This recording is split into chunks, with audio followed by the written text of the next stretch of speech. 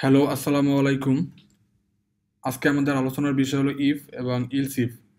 পূর্ববর্তী লেকচারগুলোতে আমি ইফ এবং ইলসের নিয়ে আলোচনা করেছি। আজকে হলো ইফ এবং ইলস। দেখুন, এই বিষয়টা খুবই সহজ।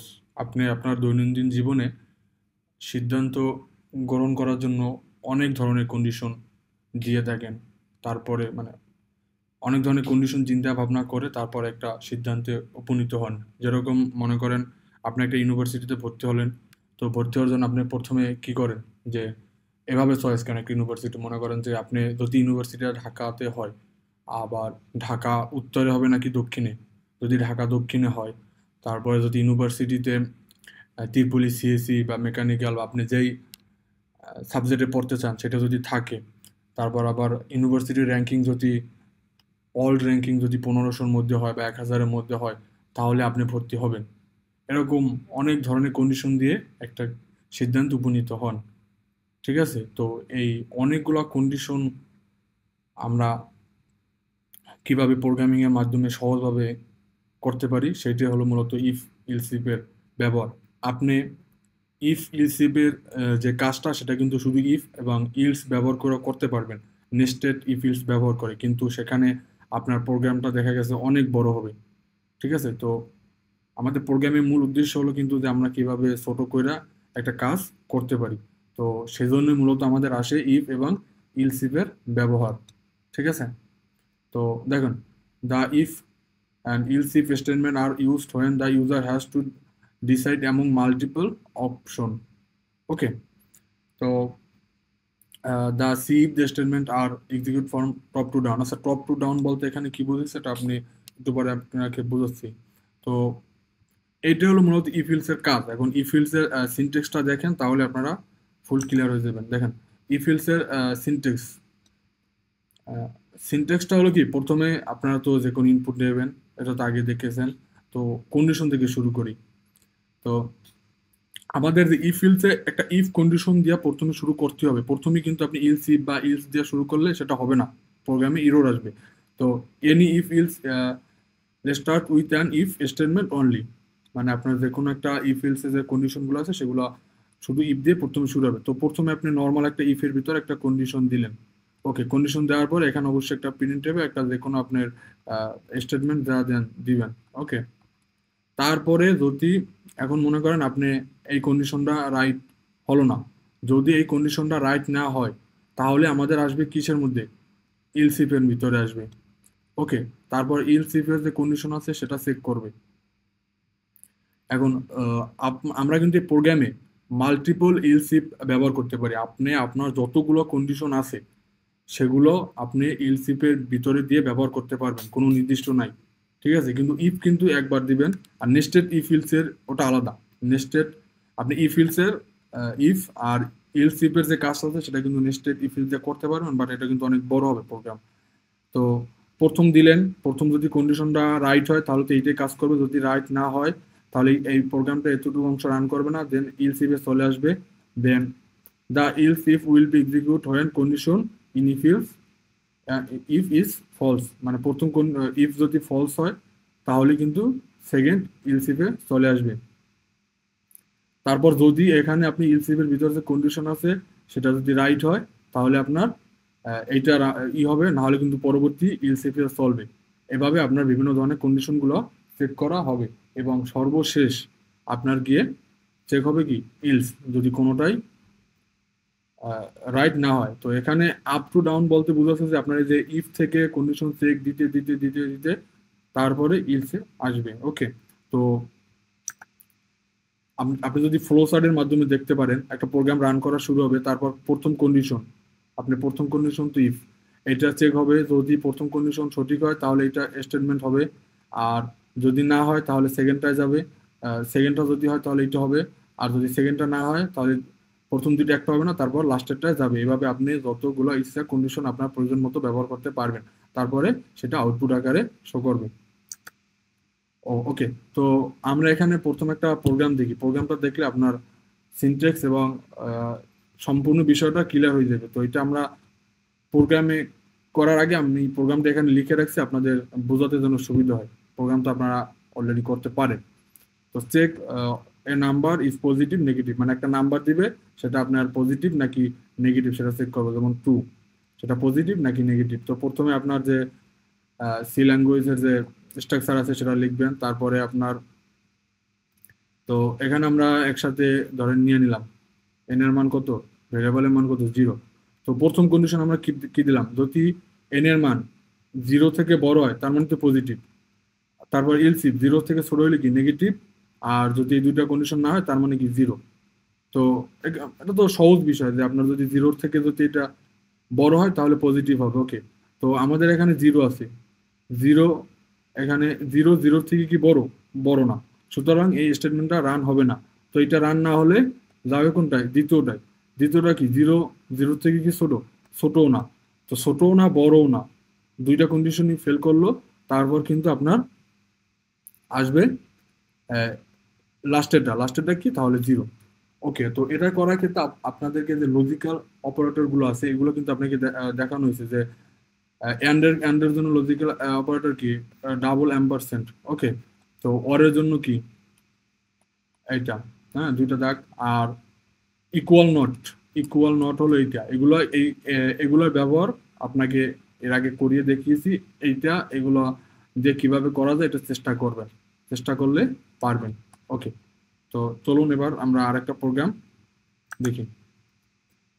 তো আরেকটা এক্সাম্পল হলো কি, calculate the grade according to the mark.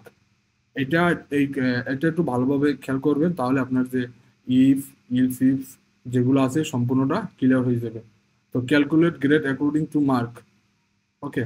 তো এখানে আমাদেরকে কিন্তু প্রশ্ন দিয়ে দিবে কিরকম, যেমন আমার যদি 90 থেকে 100-র মধ্যে পাই তাহলে হবে কি এ প্লাস, 80 থেকে 89 এ, 70 থেকে 79 বি, এরকম। এটা কিন্তু আমাদের দেওয়া থাকবে, তো এটা আমরা,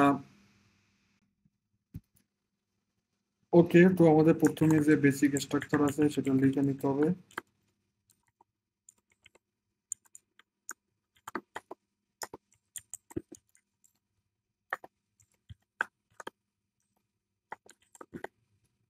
ওকে, তো আমাদের প্রথমে ভেরিয়েবল ডিক্লেয়ার করে করতে হবে, তারপর একটা মার্ক আমরা স্ক্যানইফ দিয়েও নিতে পারি, বা ই করে নিতে পারি, আমরা স্ক্যানইফ দিয়ে নিব।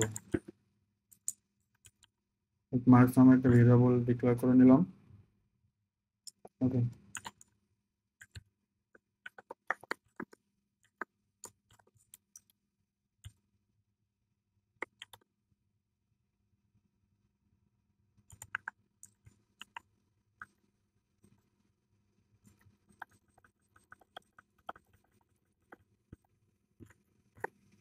ওকে, আমরা মার্কটা নিয়ে নিলাম। তো আমাদের প্রথম কন্ডিশন কি, যদি 100 থেকে ছোট হয় এবং 90 থেকে বড় এবং সমান হয় তাহলে কি আসবে, এ প্লাস গ্রেড।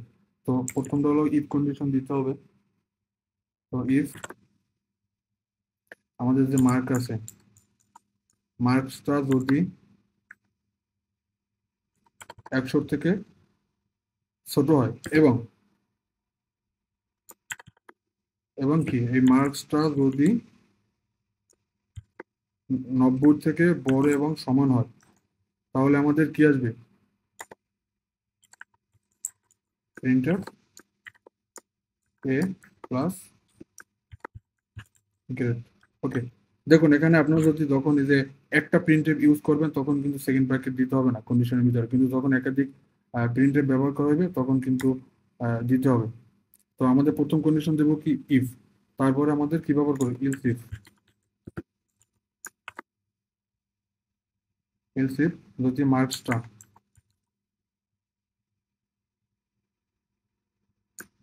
90 থেকে ছোট হয় এবং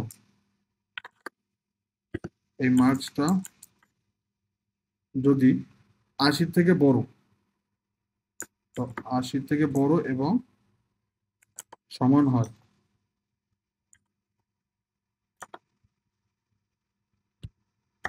তাহলে কি প্রিন্ট করবে, এ গ্রেড।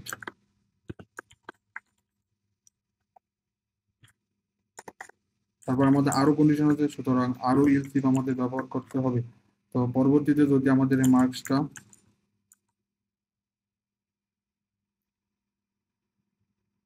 80 থেকে ছোট এবং এই মার্কসটা যদি 70-এর থেকে বড় এবং সমান হয়, মার্কসটা 70 থেকে বড় এবং সমান হয়, তাহলে প্রিন্টএফ বি বি গ্রেড।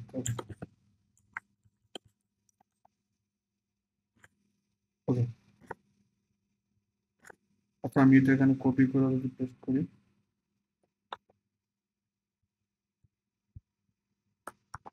দেখেন তারপরে কি হবে, আমাদের মার্কটা যদি 70-এর থেকে ছোট হয় এবং 60-এর থেকে বড় এবং সমান হয়, তাহলে আমাদের প্রিন্ট করবে কি সি গ্রেড। ওকে, তো আরো আপনি এভাবে যতগুলো কন্ডিশন আছে দিবেন। সর্বশেষ আমাদের কি বলছিল, ফেল হলো গিয়া ধরেন আপনি সাইডের নিচে পাইলে ফেল। আচ্ছা ঠিক আছে, আচ্ছা দেখ আমরা ওইটা প্রোগ্রামে করি। তো আমাদের তো কপি করা আছে, তো দিলাম। তো এরপর হলো আমাদের কি সাইডের থেকে যদি কম পায় এবং 50-এর থেকে, তাহলে আমাদের কি ডি গ্রেড। ওকে, তো ধরেন আমার এগুলো দেওয়া আছে, এবার যদি আমাদের কেউ 50-এর নিচে পায় তাহলে মনে করেন যে ফেল। তো সর্বশেষ কি কন্ডিশন, এলস যদি এই একটাও না পায় তাহলে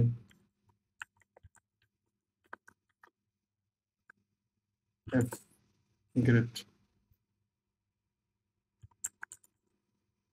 হাই হাই আল্লাহ, আমি গ্রেড কি লিখছি।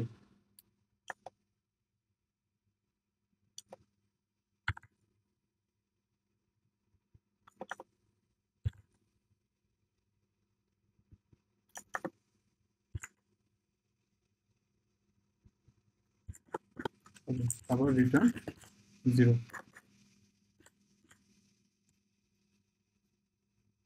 ওকে, আমরা এবার প্রোগ্রামটা যদি রান করি,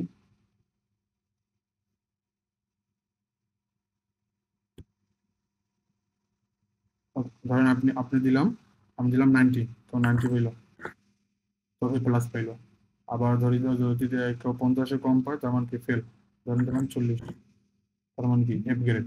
তো এভাবে আপনারা এই যে ইফিলস এর যে ব্যবহারগুলো আছে এগুলো করে থাকবেন। Thank you.